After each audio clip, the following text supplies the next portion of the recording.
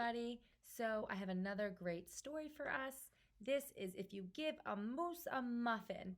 It goes along with all the other stories about if you give a mouse a cookie and all those. It's part of that collection. So we have If You Give a Moose a Muffin. And this is by Laura Numeroff. And it's illustrated by Felicia Bond. And now on our cover, we put Class Library for the Ladybugs, because it's part of Miss Connie's amazing story collection. Here we go.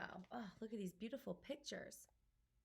If you give a moose a muffin, see, tossing that muffin. I wonder what's going to happen if you give a moose a muffin. Do you think moose like muffins? I don't know.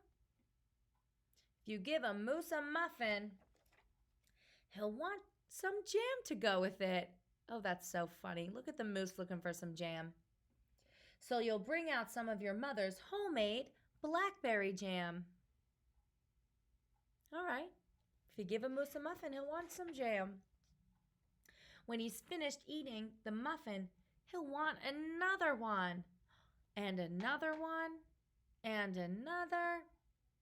When they're all gone, he'll ask you to make more. Are you going to keep making muffins for the moose? You'll have to go to the store and get some muffin mix. He'll want to go with you. What? Can this moose go to the food store? That is so funny. When he opens the door and feels how chilly it is, he'll ask to borrow a sweater. A moose in a sweater. This is so funny. When he puts the sweater on, he'll notice one of the buttons is loose. What happens if one of the buttons are loose on your sweater? What do? He'll ask for a needle and thread so Mommy and Daddy can fix it. He'll start sewing. The button will remind him of one of his puppets his grandmother used to make. Look at that moose sewing his buttons on his sweater. That is like the funniest thing. Look at the mess he's making. Ay, ay, ay. So he'll ask for some old socks. What is he going to do now? He's going to make a puppet. So funny. He'll make some sock puppets. Those are the best ever. I love sock puppets. When they're done, he'll want to put on a puppet show. Aww. We love puppet shows, don't we? We do them all the time. He'll need some cardboard and paint. Yeah, of course you have to make the theater for the puppet show, right? Then he'll ask you to help make a scenery. We make sceneries at school all the time with our big bulletin board paper. Look at their scenery. Wonder what they're going to do. Maybe a playground. Wow. When the scenery is finished, he'll get behind the couch and his antlers will stick out. Look at the scenery. There's a pond. What else do you see in the scenery they made? A volcano, a sailboat, the moon and stars, an airplane, alligators, dinosaurs. Wow, that's a pretty cool scenery. So he'll ask for something to cover him up, right? He doesn't want his ears to stick out, or I'm sorry, his antlers to stick out because he's trying to do the puppet, right? So you'll bring him a sheet from your bed. That could cover it for sure. When he sees the sheet, he'll remember he wants to be a ghost for Halloween. Oh my gosh, this moose is so funny.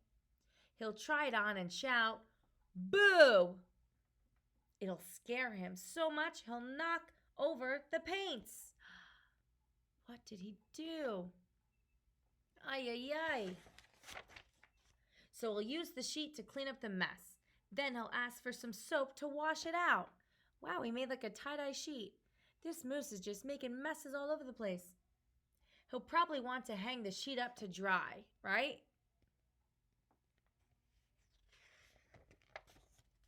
He'll go outside to put it on the clothesline. When he's out there in the yard, he'll see your mother's blackberry bushes. Seeing the blackberries will remind him of her jam. And what do you think after he remembers the jam? What do you think then he'll remember next? What did he put the jam on? Yes, from the beginning of the story, he put the jam on the muffins. He'll probably ask you for some jam. And chances are, if you give him the jam, he'll want a muffin to go with it. Oh, that is so funny. What a great book. If you give a moose a muffin, he'll definitely want jam.